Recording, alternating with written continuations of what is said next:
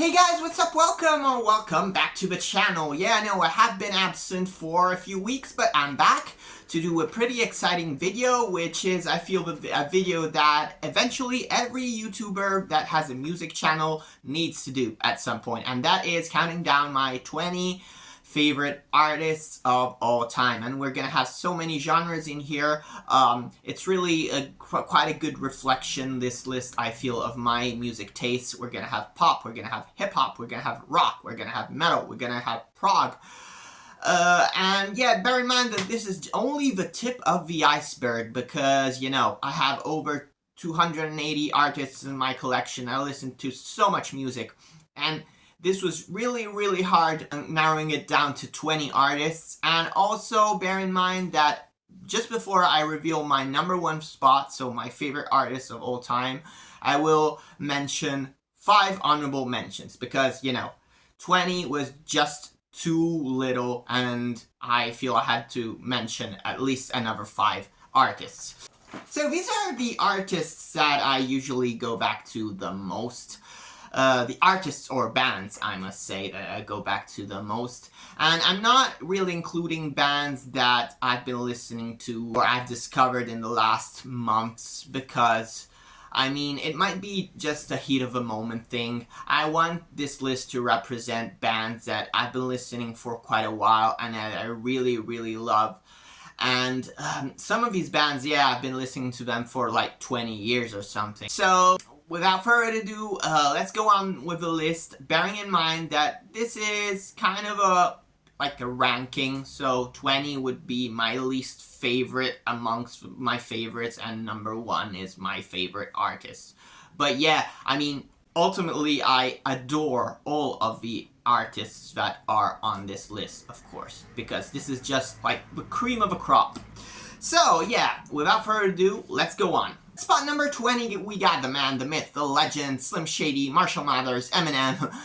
This was how I introduced him back when I made a video all about him a few weeks ago, counting down my top 20 Eminem songs. If you haven't watched it, go watch it. But Eminem, such an amazing artist, a great influence on me, because he was the first real hip-hop artist that I listened to back in 2002 when he released The Eminem Show. You know, cuts like Cleaning Out My Closet or Sing for the Moment or Without Me just made a real impact on me back then.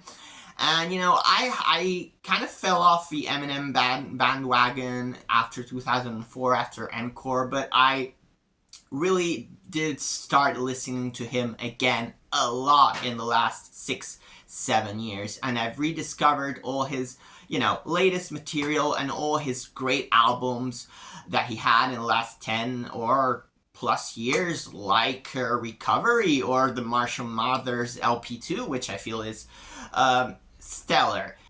Yeah, I know that I haven't been talking a lot about hip-hop in this channel, and that's because I mostly listen to Italian hip-hop bands, and given that my audience is, in theory, international, I mean, there's no point in talking about bands that, you know, nobody knows or that, you know, have lyrics in Italian, because, I mean, who's gonna listen to hip-hop in a language that they don't understand, right? And at least that's my point of view. But tell me if you disagree.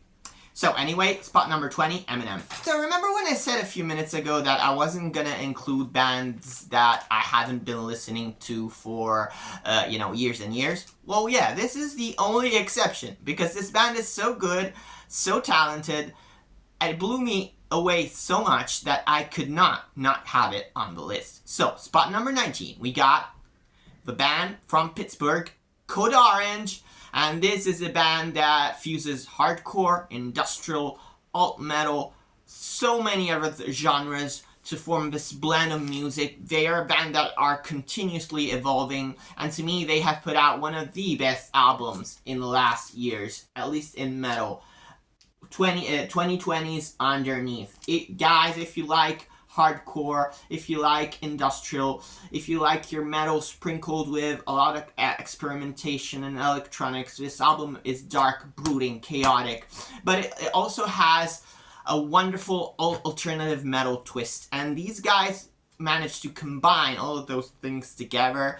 I love Jamie's voice, and I love Reba Meyer's voice. Her guitar playing is outstanding. Her voice is so different from the typical, you know, female voice because it's much lower, and it, like, just matches perfectly those more alternative metal tunes. I mean, this album is a masterpiece, but their latest album, The Above, that only came out last year, to me was a masterpiece too, and it would have been my album of the year if Sleep Token hadn't released their magnum opus, Take Me Back to Eden. So yeah, I've never seen this band live, unfortunately, but I hope that they really come to Europe soon, because I want to see them live so bad. So Code Orange, number 19.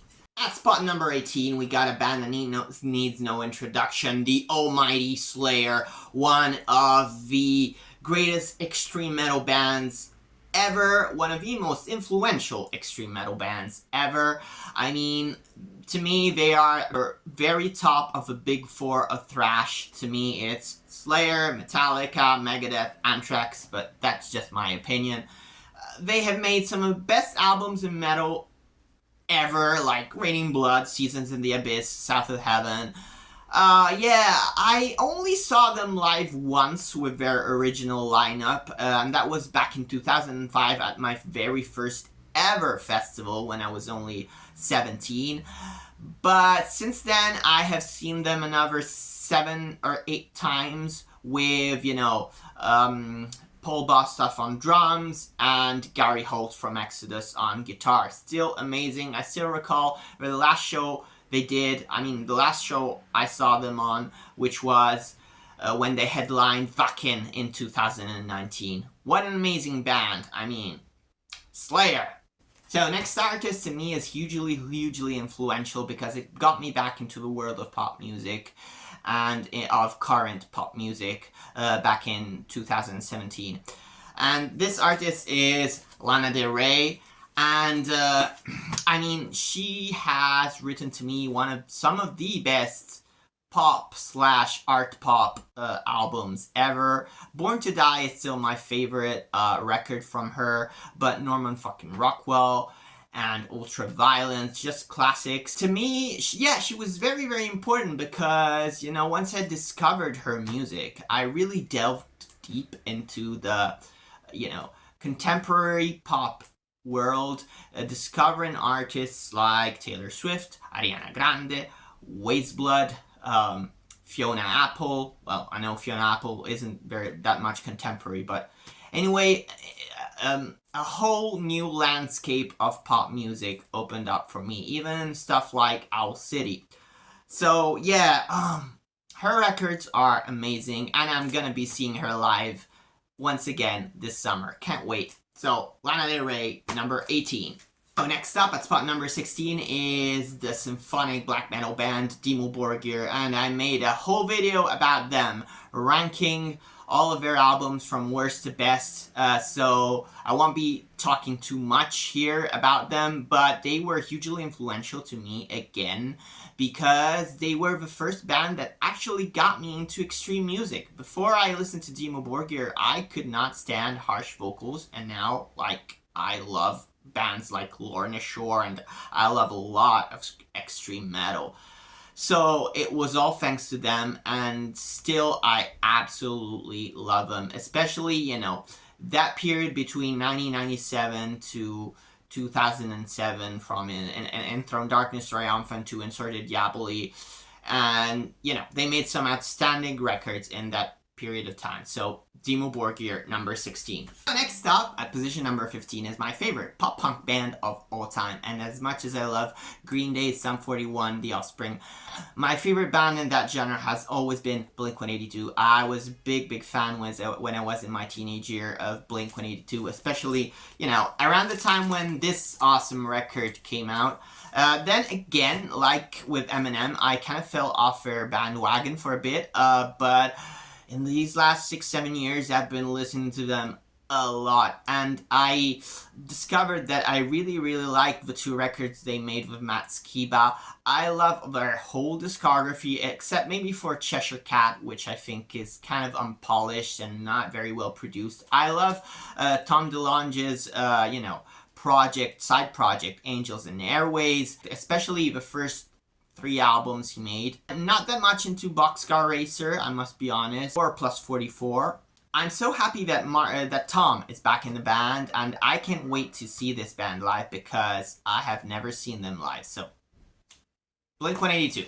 So next up at position number 14, we got the Swiss folk metal band eluveitie, and yeah, I can assure you that their name is eluveitie, not eluveitie, like I thought for many years. But anyways, I love folk music, but especially I love folk music when it's combined with other genres. That might be pop, that might be prog. Think about bands like King Crimson or Genesis. But I think that folk music, when it combines with metal, it's like a match made in heaven. But you know what? Most of the folk metal bands I listen to and I know are way too happy and up-tempo.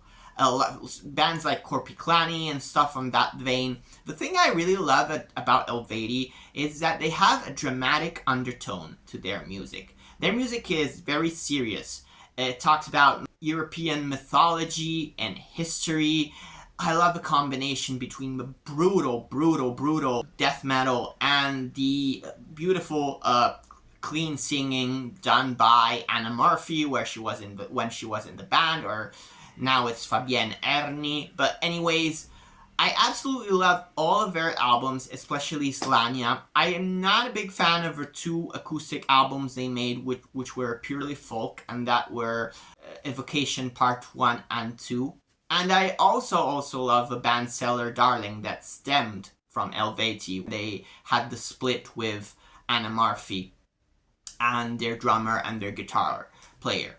So if you don't know Cellar Darling, or if you don't know eluveitie, check out these 2 bands. Number 14, eluveitie. Number 13 is the almighty Pink Floyd, one of the most influential and one of the greatest bands of all time. And again, with this band, it took me a little while to get into their music. I got into Genesis and other bands, other 70s prog rock bands, before I got into Pink Floyd, but once their music clicked, it really did click. I'm more of a Roger Waters fan compared to a David Gilmour fan. I feel that, you know, the band with Roger Waters really peaked in terms of the composition and of course of the incredible concept albums that they made with him, you know, Animals, The Wall. But I also think that the final cut is an outstanding record and it's too overlooked by the fans. I'm not such a fan of the Gilmour years, but I do think that the Division Bell is a really good album. I remember seeing Roger Waters in 2013 when he played The Wall in a gigantic stadium here in Rome, and with such an amazing choreography. They recreated the original, you know, choreography that Pink Floyd had back in 1980 when they, you know, did the tour for that album. It was one of the greatest concerts I have ever seen. And yeah, so Pink Floyd, number 13. Number 12, continuing on that prog rock route, we have Porcupine Tree, the amazing rock band led by Steven Wilson, poly-instrumentalist, vocalist, songwriter, yeah, everything. He also has an incredible solo career featuring amazing albums like The Raven That Refused to Sing or Hand Cannot Erase. But anyways, you know, Porcupine Tree is a fascinating band that grew from a kind of psychedelic space rock band into incorporating more of an alternative 90s rock vibe at the end of the 90s and the beginning of the 2000s, and then with albums like In Absentia, Deadwing, and Fear of a Blank Planet, and The Incident, they incorporated some influences from metal.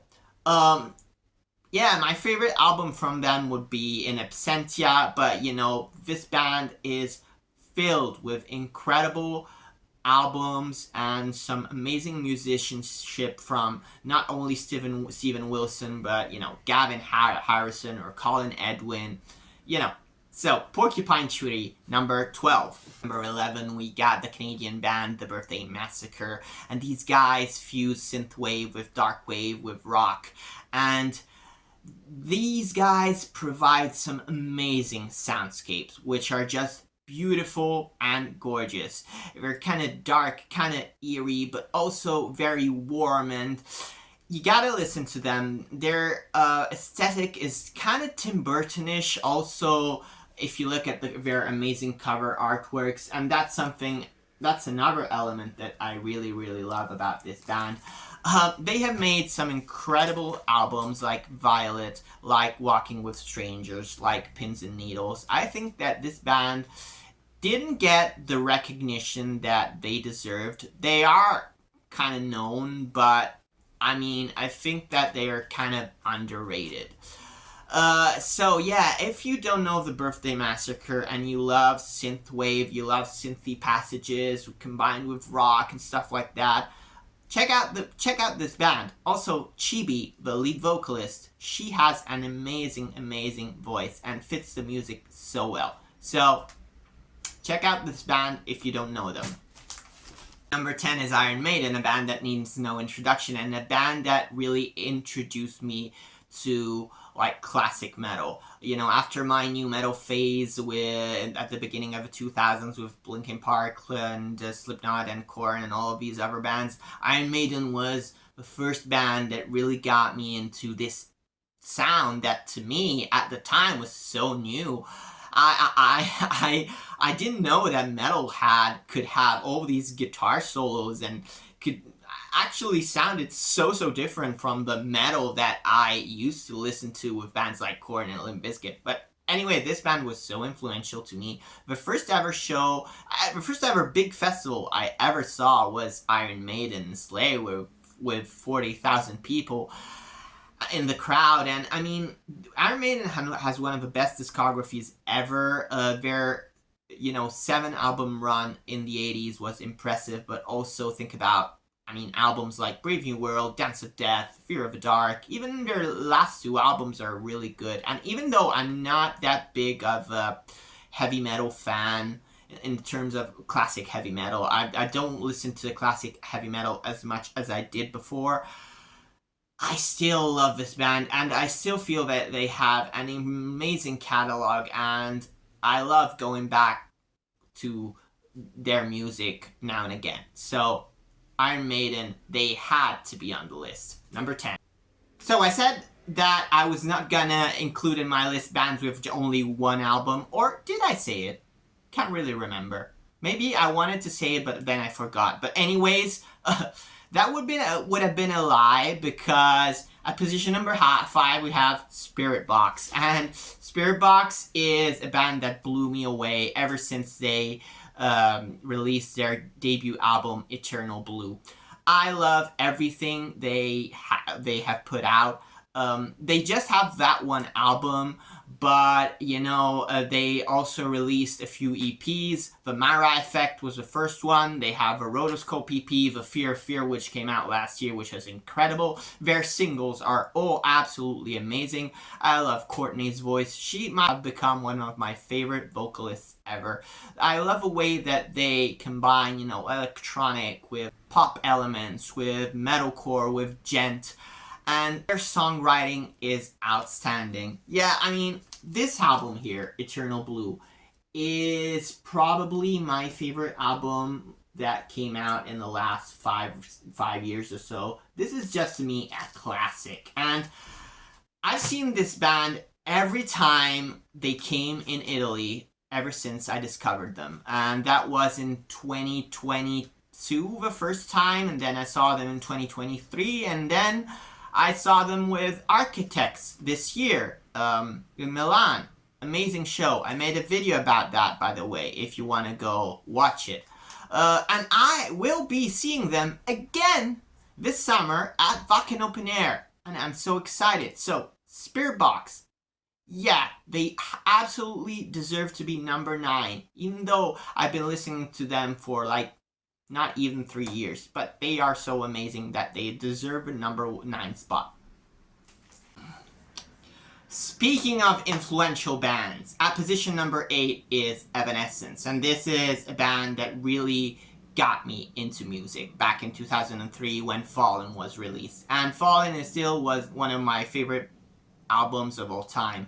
I absolutely adore The Open Door. I love Origin. But anyways, I did a whole video on Evanescence, so be sure to check it out if you want. Yeah, Amy Lee is probably my favorite vocalist of all times. There is no other singer that gives me the emotions that her voice delivers. And yeah, I mean, their catalog to me isn't stellar all the way through. Like, I am not hugely excited about The Bitter Truth or their third album, Evanescence.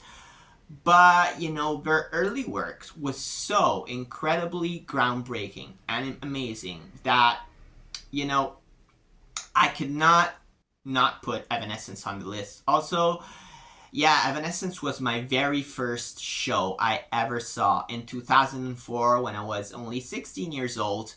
And it was Evanescence and Seether. So yeah, I was one of the lucky people who managed to see Evanescence on their Fallen tour. And I remember that night so vividly. It was such an intense and magic moment. Also, I remember Evanescence playing Korn's cover of Thoughtless. And at that time, Korn was my other favorite band, so it was just a match made in heaven, an amazing surprise when Amy Lee got on the piano and started those notes. Because bear in mind that back then we didn't have setlist.fm, so you couldn't really go see the setlist that the band was gonna play in advance. So it was a whole surprise, and it was kind of fascinating. But anyways, I'm gonna see Evanescence once again this summer in Milano's, and I can't wait for that. So yeah, I mean, spot number 8, completely deserved. Evanescence. At spot number 7, we got Ayreon, the amazing prog rock / prog metal project by mastermind Arjen Anthony Lucassen. And this guy is a Dutch composer and poly-instrumentalist, and he writes all the music and all the lyrics and all the concepts for this project, which the concepts usually revolve around sci-fi. And then he invites a lot of guests to play on his albums. And he had people like, you know, Bruce Dickinson, or Jørn Lande, or Michael Ackerfeld, Devin Townsend, or speaking of instrumental players, Jordan Rudess, Steve Vai, Satriani. I mean, so many incredible players played on these albums. And Ayreon is kind of a weird combination between prog rock, prog metal, with some trip hop, with some electronic, with some ambient, with some folk. It's a great big mixture of music. And I mean, this guy just wrote some incredible masterpieces like The Human Equation, like the album 01. And all of these albums kind of revolve around the Ayreon universe, which is a kind of a sci-fi story, which of course I'm not going to go into because it's really, really long and elaborate. But yeah, I mean, so Ayreon, I'm gonna do a ranking soon, so if you're an Ayreon fan, subscribe to the channel. And let's go on. Number 6, we got one of the most influential bands for me ever. The band that got me into alternative music, probably alongside Evanescence, and this was Linkin Park. Yeah, I mean, I know what you're thinking was probably the same for millions of kids around the world at the beginning of the 2000s, but Meteor and Hybrid Theory really, really shaped my, you know, love for music. And for a while, like with Eminem, I kind of fell off the Linkin Park train, but in the last 8 years or so, I revisited their their catalog, especially, you know, the albums from Minutes to Midnight onwards. And now that I have a much greater appreciation for music as a whole, I really, really love every one of their albums, especially 1,000 Suns, which is to me their third masterpiece, but also Living Things, Minutes to Midnight, The Hunting Party. Not so keen on their last one. I even love a lot of the early material that predated Hybrid Theory, and I'm talking about the Hybrid Theory EP, for instance. Yeah, Linkin Park is a band that I always go back to. And, you know, I have a great admiration for Mike Shinoda. He is not only an incredible rapper, an incredible lyricist, he is an incredible songwriter, poly-instrumentalist, artist. Like, he has the whole package. He is truly a genius. And, I mean, how can you not mention Chester? He is one of my favorite vocalists ever. That duality he has. Yeah, like Amy Lee, that to me is a voice that comes only once in a generation. So, and I'm really sad I never got to see Linkin Park, because, as I said, when I was really into Linkin Park in my teenage years, I still wasn't going to that many concerts, and then Chester died and I got back into them. So, yeah, unfortunately I never got to see them. But number 6, Linkin Park. So we've entered the top 5. Before we do, please subscribe to the channel. Please put a like on this video, comment on this video, tell me about your favorite bands, and let's go on with number 5, Slipknot. And again, this was one of the bands that forged my musical palette back in 2004 when I bought Volume 3, The Subliminal Verses, an album that really blew me away, that I listened to all summer. And then I went back and checked out Iowa and the self-titled, and unlike Linkin Park, unlike Eminem, Slipknot is a band that I've listened to constantly in those last 20 years. Every time an album would come out, I would instantly buy it, and I have seen them live countless times, and sadly, each time I see them live, they have one member less than before. Yeah, first time I saw them live was in 2009, and they had their full original 9-member lineup. And then the next time I saw them, Paul Gray had passed away. Then next time I saw them, Joey Jordison was not in the band, and so on and so forth. But, you know, I still love them. I still love their whole discography, and of course, I'm gonna do a ranking at some point. So if you're a Slipknot fan, subscribe to the channel.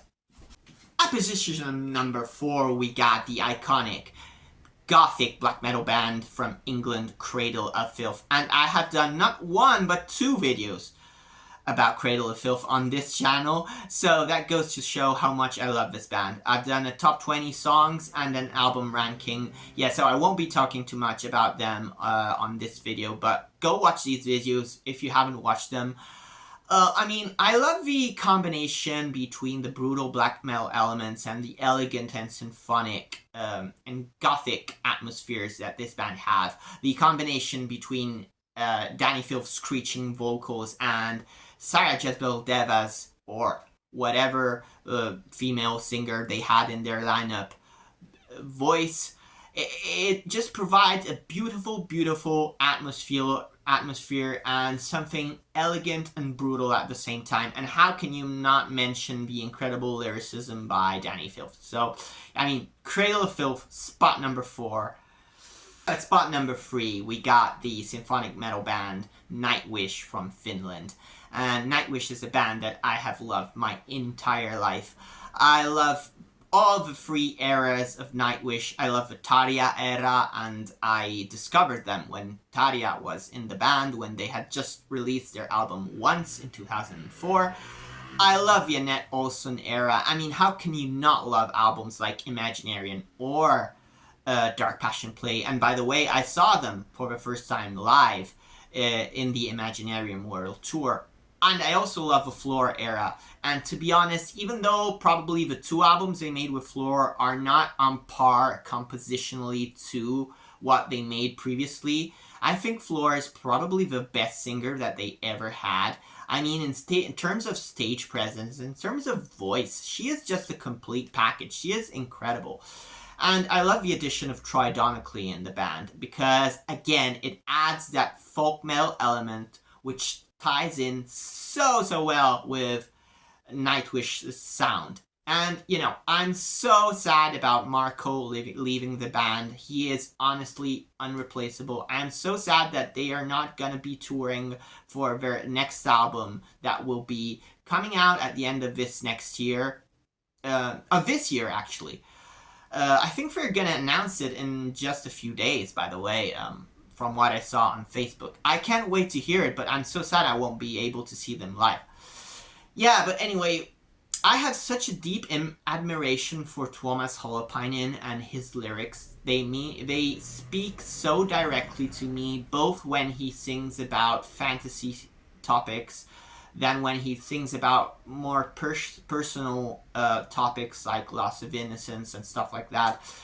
And when he sings about, you know, Darwinism and evolution. As you know, I'm also a science nerd, so I absolutely, you know, think he is one of the greatest composers that mankind has ever witnessed. And yeah, so Nightwish, number 3. I bet you knew that this next band was gonna come out, because look at the name of the channel, it's obvious. And it's of course Opeth, the progressive death metal / progressive metal / progressive rock titans from Sweden. What can I say? One of the best bands ever. So influential, and it took me a little while to get into Opeth's music, even though I've been a fan of prog metal for ages.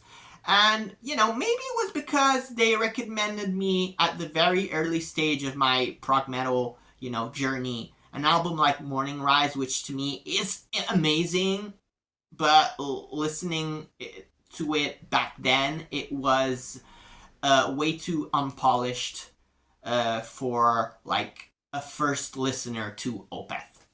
So I'm so glad that at some point in my prog metal journey I started listening to Still Life, and that was the album that clicked for me and that made me an Opeth fan. And you know, I absolutely love all of their albums, especially progressive death metal era. You know, those like 12 years going from Morning Rise to Watershed, they have made some of the best albums in music ever to me.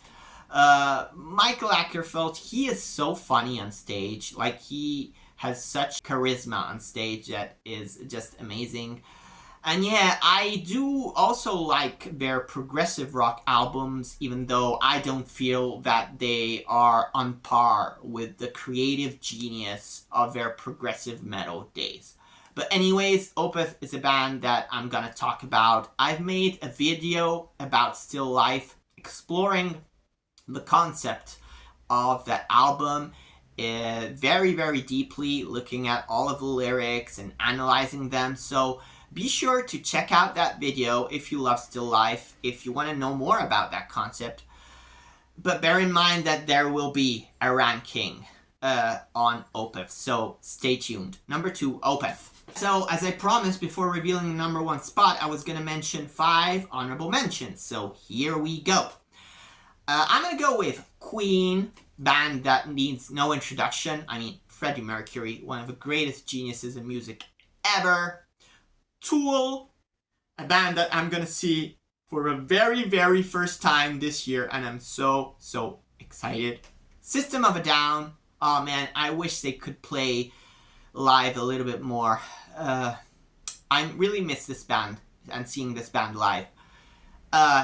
Genesis, I mean, with Steve Hackett, these guys made some of the most incredible albums ever, not just in progressive rock, but ever. And lastly, Sabaton. I had to put a power metal band here, and I love the way Sabaton has such a dramatic tone to its music, and I love how their music is so intertwined with history and, you know, military history, and to me that's so interesting. And they're such a unique band, and they have such a strong discography. So here were my 5 honorable mentions. Now let's go on to number 1. Position number 1, and the band that I could comfortably call my favorite band of all time. Well, it's a band that's pretty related to Opeth. It's Dream Theater, and it's the first ever video I made on YouTube was about them, so it was only fitting. So again, if you haven't watched it, it's the very first video on my channel. What can I say? I saw this band something like 15 times and that live, and that says it all. I only saw them 3 times with Mike Portnoy and drums because I discovered them and became a fan of their music in 2006, late 2006.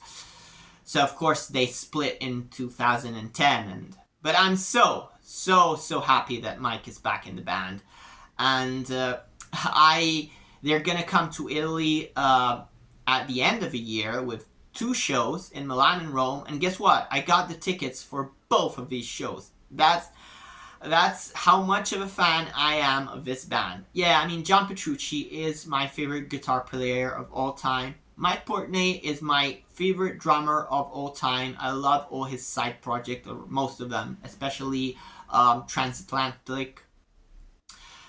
Jordan Roses is an absolute genius. John Mayung, it's incredible. I mean, but this whole band has created some of the most incredible music ever, especially in the Portnoy years. And I hope they can recapture that magic now that Portnoy is back in the band. But anyways, these were my top 20 bands with 5 honorable mentions. I hoped you liked this list. And please be sure to subscribe to the channel. It's been a long video, so without further ado, see you on the next one.